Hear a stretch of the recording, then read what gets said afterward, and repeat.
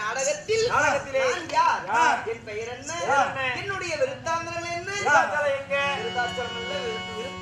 விருத்தாந்திரங்கள் அதை நிக்கட்டுமா? சொல்லுங்கம்மா.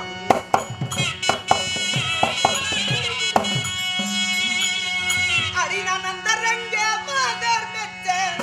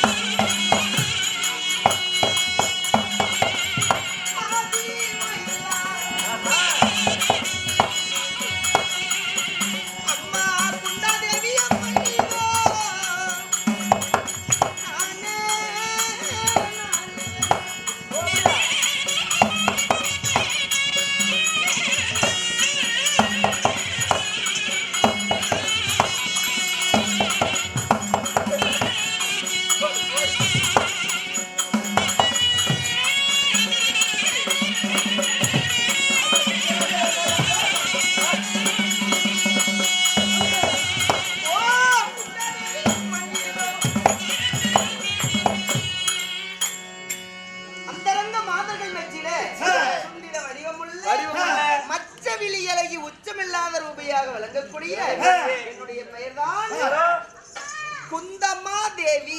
குந்தம்மா தேவி. என்னது? குந்தம்மா தேவி. சரிம்மா சரிம்மா.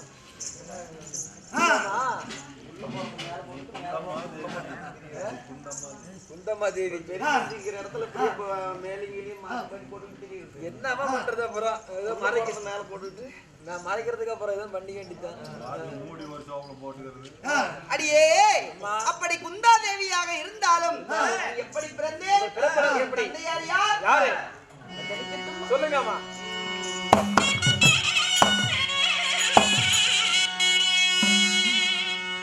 அம்மா அந்த சூரசேனன் யாகத்திலே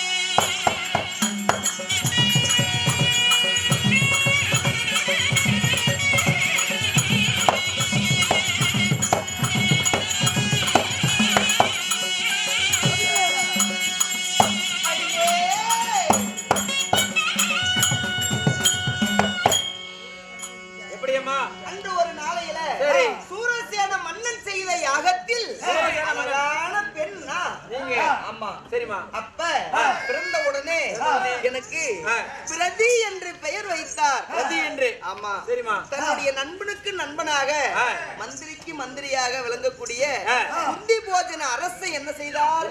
எனக்கோ பெண் குழந்தை என்பது இல்ல. அதனால இந்த தவ வலிமையால பிறந்த இந்த குழந்தைய தத்து கொடுத்தா ஆசை அன்போடு நான் வளர்த்தி வருகிறேன் அப்படி என்று சொல்லி தன் நண்பனிடத்துல கேட்க நண்பன் மீது உள்ள பாசத்தினால உடனே என்ன குந்தி போஜன அரசனுக்கு வளர்ப்பு பிள்ளையாக ஒப்படைத்தார். குந்தி போஜன அரசனுக்கு. ஆமா சரிமா. அப்படி குந்தி போஜன அரசன் ஆசை அன்போடு தன் வயிற்றிலே பிறந்த குழந்தை போல் என்ன பாவித்து சீரும் சிறப்போடு கண்ணை இமை காற்பதை போல என்ன வளர்த்தி வந்தார். குந்தி போஜன அரசன் என்ன வளர்த்தி வந்ததால எனக்கு குந்தமாதேவி என்று பெயரும் வந்துருச்சு. சரிமா. அப்படி அடியே குந்தமாதேவி என்று பெயர் பெற்று 18 நிறைந்த பருவுள்ள பெண்ணாக ஆனதுக்கு பிறகு திருமணம் செய்துட்டீங்க. ஆசை அன்போடு எப்படி திருமணம் செய்தேன்? சுயவர மேடை. எல்லா நாட்டு இளவரசர்களும் சுயவரத்துல வந்து அமர்ந்தாங்க. ஆமா. சரி, நான் யாரு களத்துல கொண்டு போய் மாலை போடுறனோ அவர்தான் எனக்கு மணவாளன். சரிமா. நீங்க யாரு இடத்துல போய் மாலை போடுறீங்களோ அவங்க தான் உங்களுக்கு புருஷன். அப்படின்னு சீர் உங்க கிட்ட கொடுத்துறாங்க. சரிமா. அப்படி அப்பெல்லாம் அப்படி தண்ணி கல்யாணம் பண்ணுவோம். நீ நினைக்கிற மாதிரி எல்லாம் அப்படி அம்மா நான் யார் களத்துல மாலை அணிவித்தேன்? யார் களத்துல? யாரை நான் மணவாளராக ஏற்றுக்கொண்டேன். ஏற்றுக்கொண்டீங்க? அடியே ஏமா ஆசை அன்போடு அந்த சுயவர மேடையில என்ன திருமணம் செய்தது மாலை நல்லோ.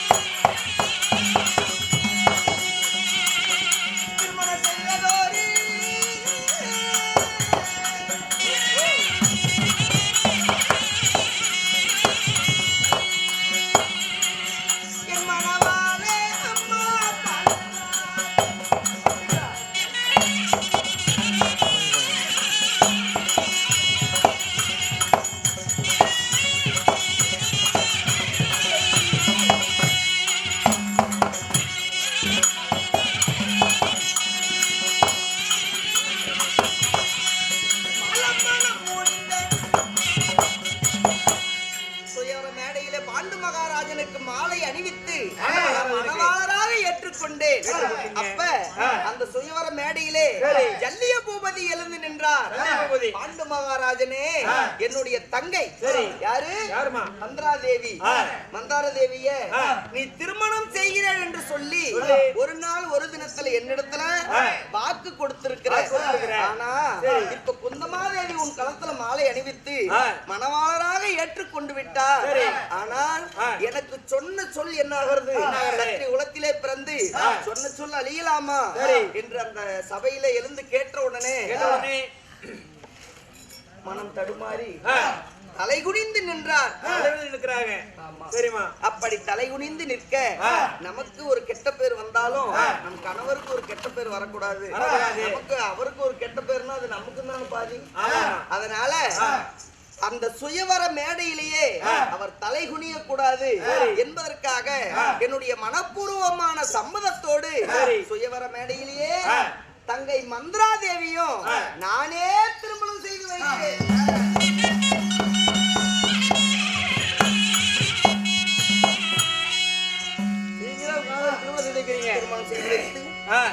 ஆண்டு காலம் குழந்தைகள் என்பதே இல்லை.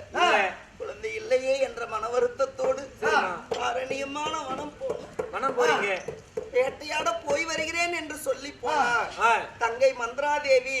சுவாமி, நாங்களும் உங்களோடு வரோம் அப்படி என்று கேட்டவுடனே மனைவி மீது உள்ள ஆசையினால மறுக்காம எங்களையும் ஆரண்யமான வனத்தை கூட்டிட்டு போறாரு, உங்களை அழைத்து போனார்.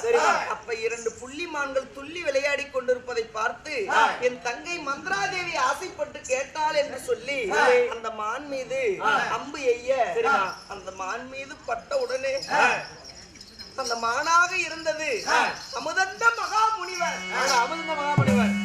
சரிமா, போகும் சமயத்தில சுயரூபமாகி நானும் என் மனைவியும் இப்படி புள்ளிமான் உருவத்தில இருவரும் சந்தோஷமா நாங்க உல்லாசமா இருக்கும் போது என் மனைவியை நான் கட்டி சேராமபடி என்ன மடித்து விட்டாய் அல்லவா? எந்த மனைவிக்காக நீ என் மனைவியை நான் சேராம நீ என்ன மடித்து விட்டாய் அல்லவா? அதனால அதே மனைவியால உன் மனைவி நீ கட்டி சேர்ந்தா தலை 1000 சுக்கா வெடிச்சு போகும் என்று அமுதந்த மகாமுனிவர் சாபத்தை கொடுத்தாரடி.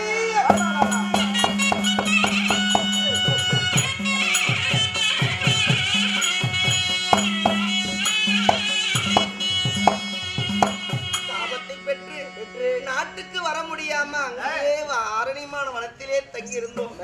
ஒரு நாள் ஒரு தினத்துல என் பிள்ளைகள் பாண்டவர்களை அழைத்து தானபானம் செய்வதற்காக நான் குளக்கரை போயிட்டேன். அந்த சமயத்துல எதிர்பாராத விதமாக அமுதந்த மகாமுனிவர் கொடுத்த சாபத்தை மறந்து கங்கை மந்தாரை தேவியை கட்டி சேர கணவருடைய சிரம் அந்த சாபம் நேரிட்டு கணவருடைய சிரம் 1000 சுக்கா வெடிச்சு போய்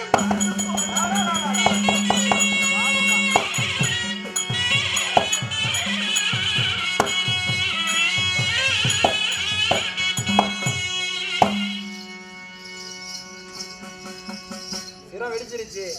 சரிமா, கட்ட குங்கும கட்ட வெட்டி தகனம் செஞ்சோம். தகனம் செஞ்சிட்டு அங்க இருக்கக்கூடிய முனிவர்கள் எல்லாம் அஸ்தினாபுரம் அழைத்து வந்தாங்க. அழைத்து வந்து பாண்டவரும் கௌரவரும் 5 வயசு வரைக்கும் அண்ணன் தம்பியா வாழ்ந்தாங்க. 10 வயசு ஆச்சு பங்காளி ஆனாங்க. 10 வயசுக்கு மேல பகையாச்சு. ஆமா, எத்தனையோ வஞ்சகங்கள் ஏராளமான வஞ்சகத்தை செய்தார். சரிமா, யாரு? யாருமா? துரியோதனன். ஆமா. சரி, அதுக்கு பிறகு சூது பகடையாடி அனைத்தையும் நாடு நகரத்தை எல்லாம் இழந்து காட்டுக்கு போனாங்க என் பிள்ளைங்க. காட்டுக்கு போகும் பொழுது மக்களை பிரிந்து மனமில்லாம நானும் உன்னுடன் வரேன் மகனே என்று சொல்லி மகன் தர்மராஜாவிடத்துல சொல்ல, அம்மா நாடு நகரத்தை எல்லாம் நான் தான் தோற்றுவிட்டேன், நான் ஆரண்யமான வனம் போகிறேன், சித்தப்பா வீட்டுல நீ இரு அப்படி என்று சொல்லி இங்கேயே அஸ்தினாபுரத்துல என்ன விட்டுட்டு ஆரண்யமான வனம் போயிட்டாங்க அவங்க. சரிமா, மனசுக்கு போய் 12 ஆண்டு வனம், ஓராண்டு அந்நியாத வாசம், 13 ஆண்டு காலம் முடிஞ்சு 14 பிறந்தது. பார்க்காம தீயிலிட்ட புழு போல என் உள்ளமெல்லாம் துடிக்கிறது அம்மா.